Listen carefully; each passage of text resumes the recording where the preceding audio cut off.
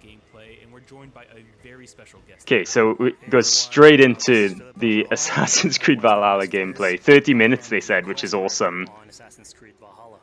So, Fizz, we're setting up here for what looks like an epic encounter. Tell us exactly what's going on here. Yeah, so here we're midway through the quest that we're showing for Ubisoft Forward. Here we're looking at the assault of Berg Castle. So these are big moments that usually sort of culminate at the end of the story. And so here Eivor, our Viking raider, is taking a group of raiders and Fyrds into Berg Castle to go and take down Rued and his clan. So who exactly is Rued, and why does Eivor sort of want to pick a fight with him? Basically, Rued comes into play about halfway through this story arc, where at the beginning of the arc, this is something that happens before, Rued basically caused a lot of turmoil within the territory, and Oswald, who's the sort of elderman to inherit this territory... He blocked that with his spear then. Oswald having just been defeated in a previous quest, and so here this is revenge, but also accomplishing your ultimate goal. So Fizz, as you're talking, we're seeing some of the combat. Well, that was a big kick. Valhalla. Can you tell us a little bit about the changes to combat this time around? Oh. We wanted to basically throwing axes. A lot of new mechanics to it. So we added like some dual wielding for the player, like a stun system in there, and we really needed to do this to sort of portray that sort of the brutality that comes with being a Viking in this day and age. So it sort of fits into that. You can definitely see that coming through. In the character.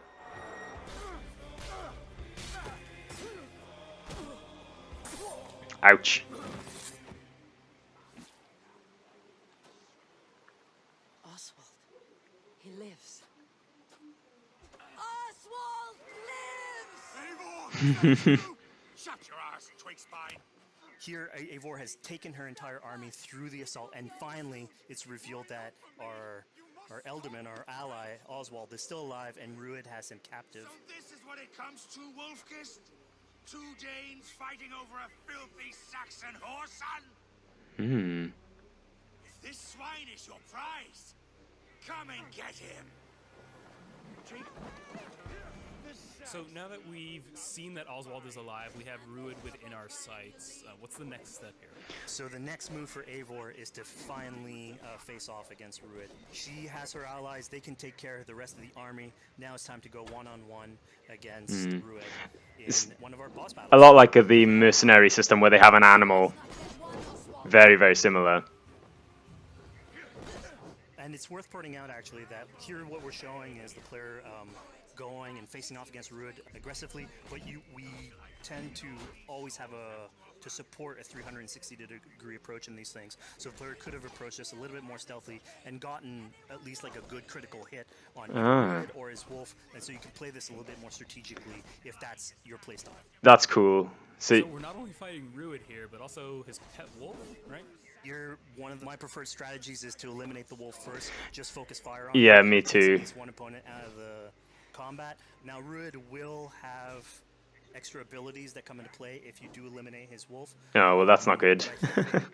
Having one opponent less in the battlefield makes for a good strategy in the whole. There you go, rolling away. Whoa, big kick. Stomp! See, stomp, mash. That stomp did so much damage, oh my gosh. And he just tried to heal with some sort of rune. Why doesn't they should be ruined, Wolfkist?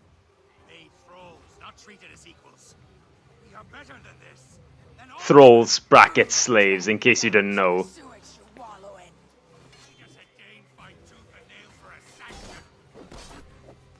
And there we are. Job done. You throw in with these wastrels, these arrogant swine? No! He should be tried before God, a lawful assembly. Alright, so we've defeated Rued, we freed Oswald. What comes next? Oswald, in this case, prefers for Rued to be kept alive. Ah. So you basically have to choose, are you going to go against his wishes or stay true to your nature? Yeah, interesting. So we have this choice to make, but before we get into that, I want to rewind a little bit because we just did this big, grand assault, but Eivor couldn't have done it alone. She clearly had to recruit different quest now. Get some troops, get some allies. So let's actually rewind and see how we went about first gathering those troops. Fjordfood. Right. So when coming up to an assault, it's a game of numbers. Eivor can go into pretty much any location and be a stealthy Viking, eliminating some of the assets, which ultimately would be a strategy. You can do that, and you'll have some of the ingredients or of the assets there that will have been sabotaged, but you still need an army. So here what we're seeing is Eivor going around the countryside and raising what we call a fyrd, which is the men and the women of the territory who come up and fight in the name of a king. So here Eivor is going around and trying to convince people to fight in the name of Oswald to finally take down the oppressor that is Rued. Defending East Anglia, defending you. Will you not do the same? What? Die in defense of a lost cause? Yeah, so she's really using like the image and like the leadership that Oswald had, what he meant. It looks a lot like, even in this sort of dialogue and conversation, very much like the last two. So we're told by this Reeve that there are troops, there are allies that he could add to our cause, but first we sort of need to do him a favor, is that right? Yeah, so obviously these people have been run down by Rued and the impact he's had on the territory, so I think a lot of these people have sort of lost hope. And so you need to show them that there is hope. And so here Eivor is basically helping them take back one of their prized locations by taking a couple men and raiding a nearby township. Basically Of course. taking it back for the people There you go. and showing that there's Raid started. a reason to continue fighting and then get them on your side. So the raid is when you like attack from the boat into these sort of smaller areas. Oh, he fell down and almost onto the spike.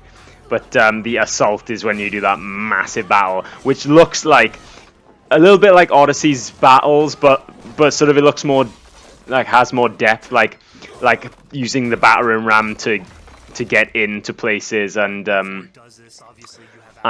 climbing scaling the walls and stuff like that. Again, the improvements that we've done to the fight system. You have some brutal axe throwing in there. You have archery or like range combat abilities in there as well. So really, again, like depending on what your playstyle is, you can customize your loadout and go in there how you wish. He's on fire, like. Ooh. Fizz, we just saw this giant pulse go out. What exactly was that? So that is what we call the Odin sight. The Odin sight is basically our interpretation of the Eagle Vision from previous games. Yeah. And we thought it was good to sort of bring that back. It's basically Eivor's intuition. It's how she perceives the world. When the player uses that, it'll highlight basically interactive objects, like things that will bring her an advantage. So we'll have arrows, like health consumables that are in there. So it really is like a good way of sort of understanding the world and showing you. But again, incredibly similar to the insight from Odyssey, like with the little pulse going out. I mean, speaking of things we can touch, we just picked up this awesome new weapon.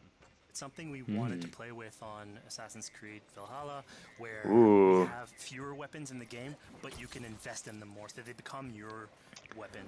And so depending on what your preferred playstyle is or your preferred weapon type, then you can go and choose. I'm gonna fight with this weapon and invest heavily into that. Yeah, interesting they said that, because they took the criticism of Odyssey is that you just had so many weapons that you didn't know what to do with them. We have these spread out throughout the world, so again, to promote exploration and discovery. As you travel through the world and you explore locations, you can find these books that will add abilities that you can go and invest in, put into your loadout, then go into the different locations or the different quests in the game and use those depending on what your playstyle is. Now we've for our assault. Let's jump back and figure out what we're going to do with Rued. How are they gonna deal with this guy? The rightful king of East Anglia has spared your life today. Ooh. So it will be.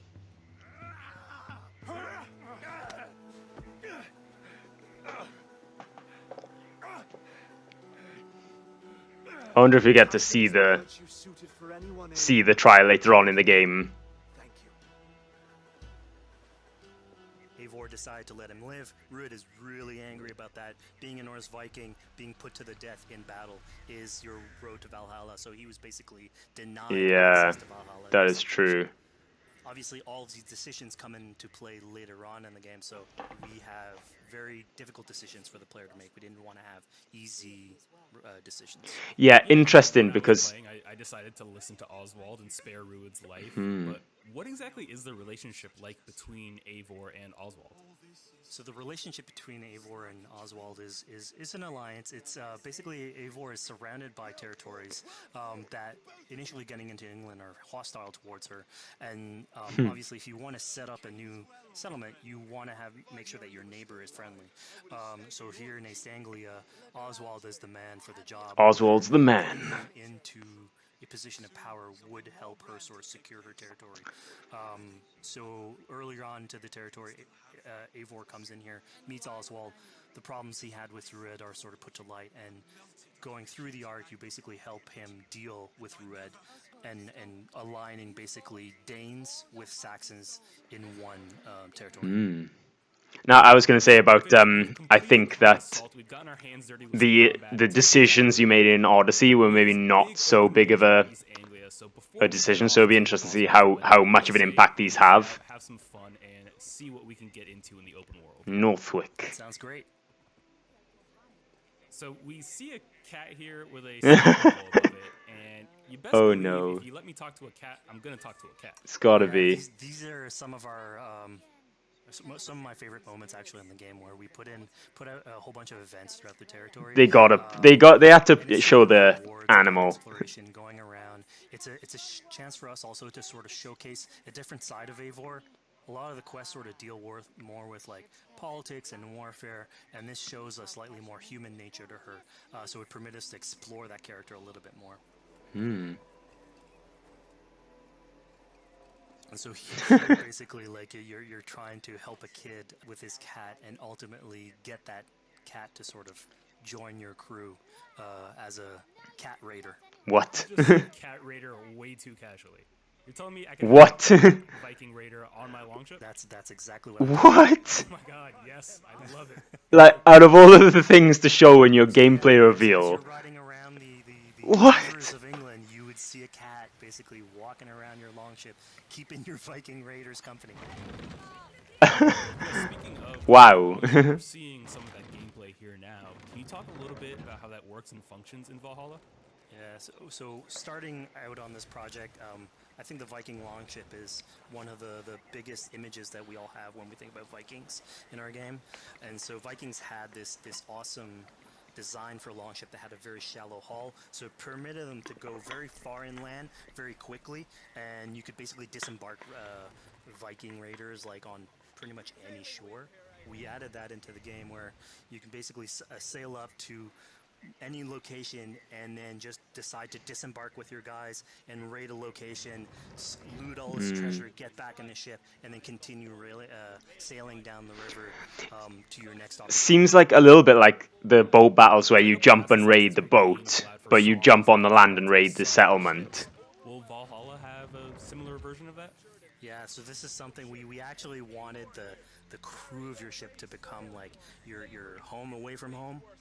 So we added stories and songs into the ship. So basically, as the player is going around, you could decide to have your skald sort of sing a song for you as you row down the river. But you can also decide, depending on who the raiders are in your ship, to hear more about their life. So you can actually queue up stories, and they'll give you a little bit more background on who they are. So you get to know your sort of fighters as you're traveling around the world, which is a cool. That could be funny though, because imagine if you listen to everything, So here we're you just hear the same stories all over again. We had this on Did I tell you about the tale where I killed a bear with my own two hands? Sort of follow the track. Yes, We have a 100 times. You can put up your sails. It's cruise control for the ship, so you can pull back, take in the scenery, listen to some songs or some stories, and just take it all in.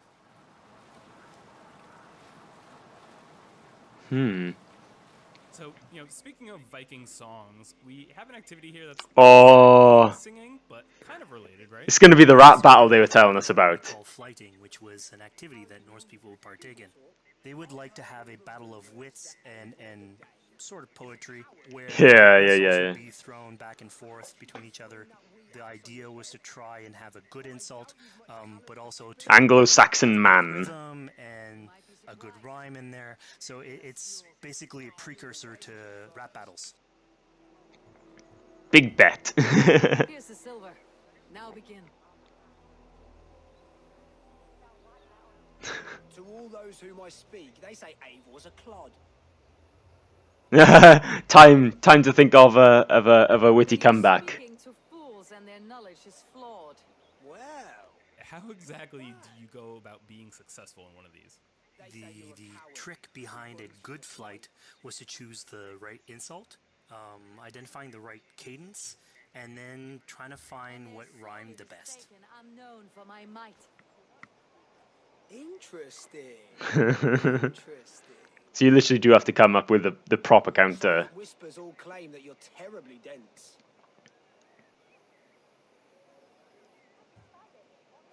Yeah, I would go for that one. Clearly mishurt them. My wit is immense. Oh, you looked out with that one. Wow, what a surprise. Eivor of the Raven clan is a true talent. I'm shocked. Don't believe everything you hear, unless it touches on my flighting. Then heed every word. Take the coin. So now that we've proven our sharp tongue and wit, I love it. it's a relaxing activity. So we're fishing here. Wow. That's it. More. So More we gave different Eivor a gameplays. Fishing line, so you can actually throw out a line and go catch some fish. This is used basically to play into our new health loop, where the player will lose health in the world, and it doesn't automatically regenerate like we would have in the past. So you actually have to go out and get some supplies. So you'll find mushrooms and some food that you can gather. But here, like you can also catch some fish and consume that to regain some health. We also will sometimes have it in certain quests. So it's a good way to sort of chill out on the side of the water and just again take it all in. That's hilarious. Like, I mean, it's gonna be So this is an what added we layer call of one our difficulty as offering well, filters. where you So don't the recover idea health is that that easily. You find these around the world, and you make offerings to it. So it'll take like animal parts and stuff that you can find throughout the world. Here, what you're seeing though is sort of like a fancy version of it, where as you do your offering, you get interrupted by some kids that basically come and steal your stuff. Oh no. So it's just a way for us to sort of showcase that, like, the systems and the activities in the world can sort of play in with some quests and some little events. So it's our way to sort of dress up these moments and make it all fit inside the whole experience. Yeah, this seemed like a really sort of unexpected turn for what I thought was going to be kind of a simple interaction. Does look and very it's cool, really that. What we were trying to do with these events is to give another dimension to Eivor, other than just the pure RAR Viking. I wonder if they'll add a bunny Because you can stat. imagine at some point How many bunnies you you'll kill, grow old if you're always like they do in telling Skyrim. that version of the character. So it lets us really go into the depth of who is Eivor, what motivates her, how she can interact with the world outside Norse child. warfare and politics. Your stealth needs work. And it also showcases like a different facet of the world at the same time. It's not only Eivor, so it just widens the breadth of the stories that we can tell. So who exactly are these two children? These are kids of East Anglia. They are They're just Norse children. tough times with whatever Rudid's been doing to the territory, and so they're just here trying to survive and basically exploit the people that are there to make offerings. It was kind of nice to see that Eivor wasn't really necessarily upset at them for stealing, and after you talk to them, you have the choice of helping them. You can give them food, give them some money. Makes or, sense. maybe just say, hey, good luck, on your way. Yeah, and then this is something we also wanted to do a lot. Like, so here we're doing an event, we do it in quests as well, but we want to give a lot of this agency into players' hands so that they can sort of shape Eivor a little bit. Who she is, or Here's some represents them a little bit food. more, and they can play that a little bit better. And again, it just gives her like a little bit more humanity in these moments. Large walkers should do. Provide for small walkers. Interesting how they've only shown Eivor as a female in this gameplay. Here, large walker. A necklace. Would have been nice to see a little bit of both, but I don't think we'll Here anytime, large walker. get that now. Visit us, okay? I will. Take care now, small green walkers. So I think AC veterans might recognize this here, but what exactly Ooh. is Eivor chasing down? Yeah, so here you're seeing Eivor running down tattoo images. So this is challenging the player on free run abilities. Nice. Also for fans of the series, sort of pulling at their heartstrings for some beloved features. So are we going to be able to tattoo Eivor? Yes. They By did say that collecting you these could do that tattoos, you before. actually bring them back to your settlement, and then you can customize different body parts, having different tattoos everywhere. So again, another form of expression, and it's sort of to represent that Viking culture. Fizz, one of my favorite There's some things more about mushrooms that he was saying exploring about. this area was coming upon a house or a building and realizing that there was a chest inside, but that there was no easy way in. And in this case, I saw all the doors were barred, but I knew that because there was a chest in there, there must have been some way to get inside.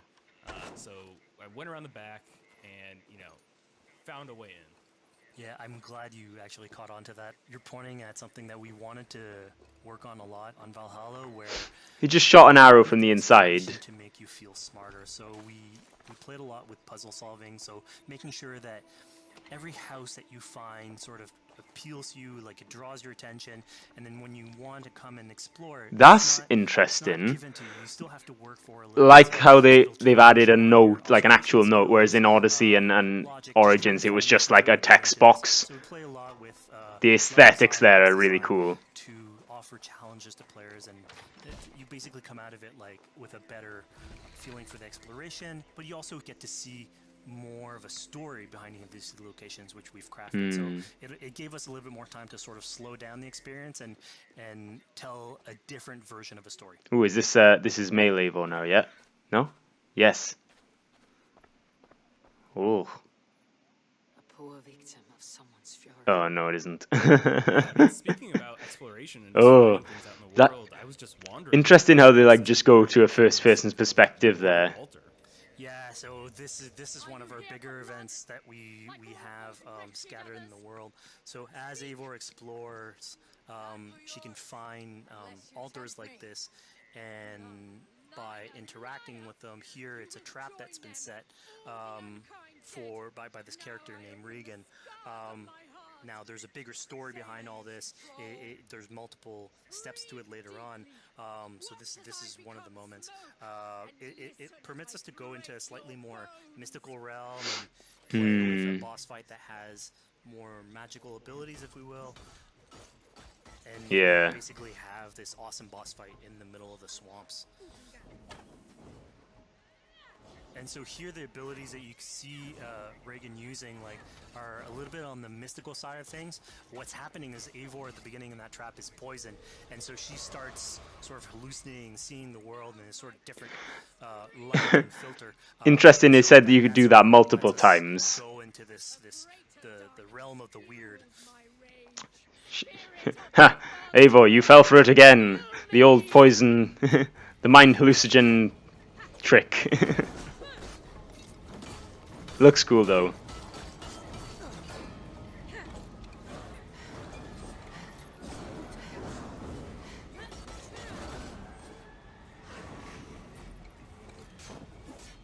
Oh, ouch.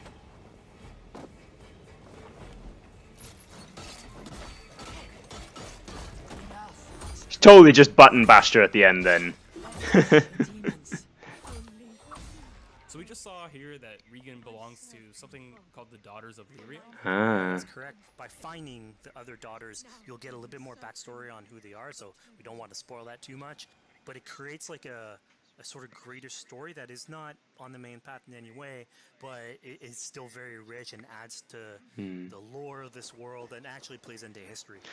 So we just Maybe not like the really intense, Templars or the Cult of Cosmos or anything, time but for something a little bit more relaxed maybe and just a little bit thing. Yeah, it's all, Little bit of all a about side quest pacing story. yourself with the highs and the lows. So here we have a low chill moment of what we call building a cairn. Whoa. We'll find these sort of meditative areas where you have a pile of rocks that you could just stack on on top of another using physics. And I mean, yeah, the ultimate goal is to try and get the highest pile of rocks. Really, it's about taking it That's in crazy. relaxing, taking a step back, and just building. You're like rotating everything. Into cairns. These? Yes. Think of this as a test of mind and Oh.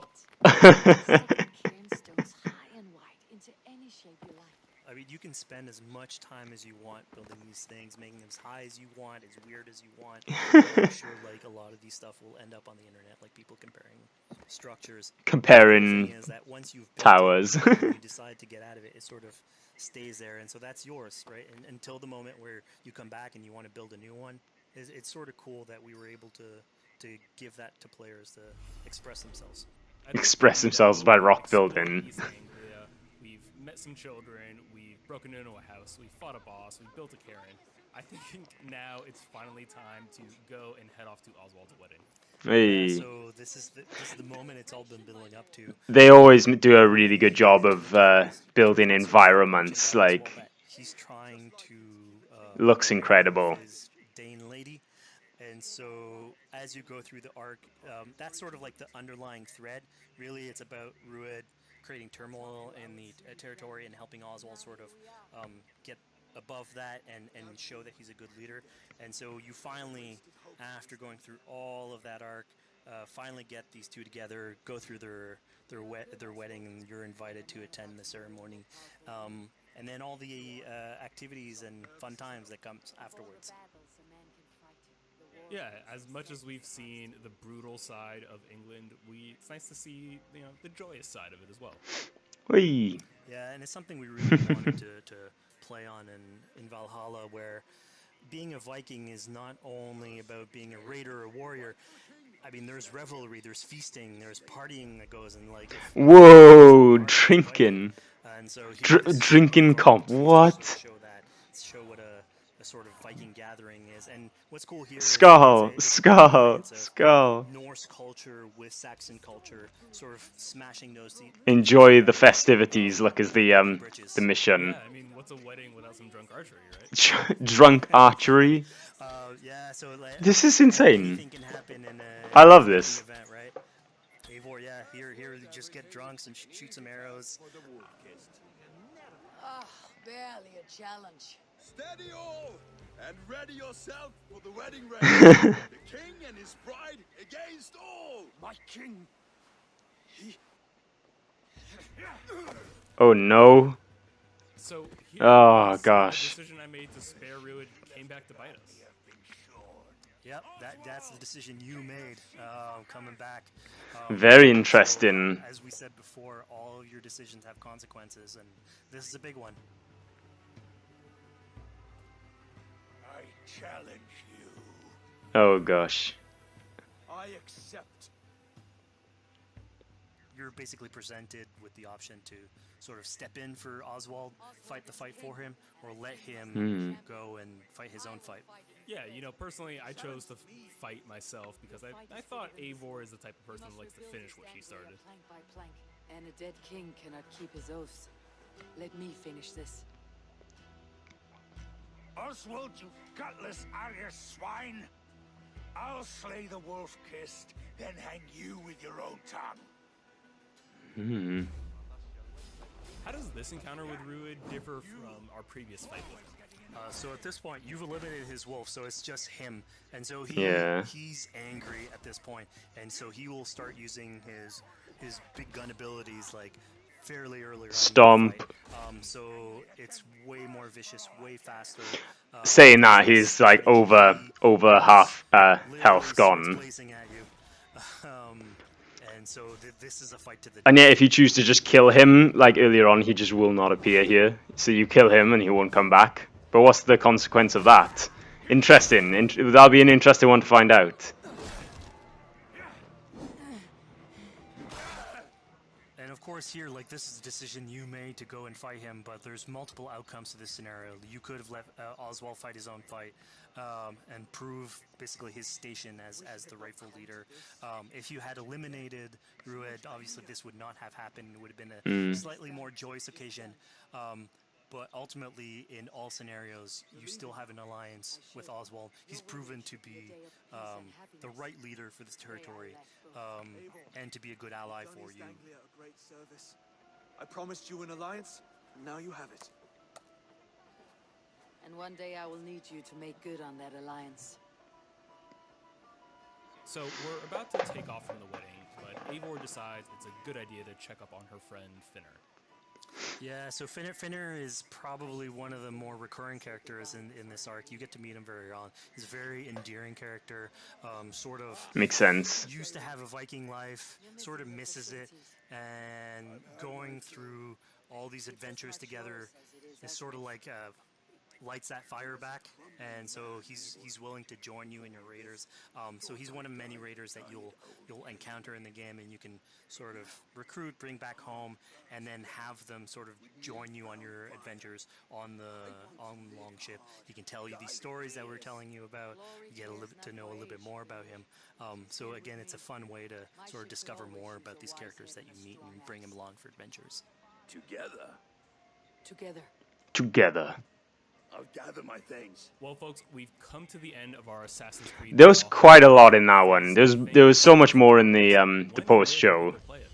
Assassin's Creed Valhalla will be out on Xbox Series X and PlayStation 5, and is coming to Xbox One, PlayStation 4, PC, and Stadia on November 17th. Ah, so they didn't confirm the next gen date. I was going to say then. So it looks like it could launch earlier on PS4, which is interesting. So I can't wait to see whether they offer you a free upgrade to the PS5 or Xbox Series X. But yeah, there we go. That's the Assassin's Creed Valhalla gameplay reaction. So thanks very much for watching, guys. What are you looking forward to most about this game?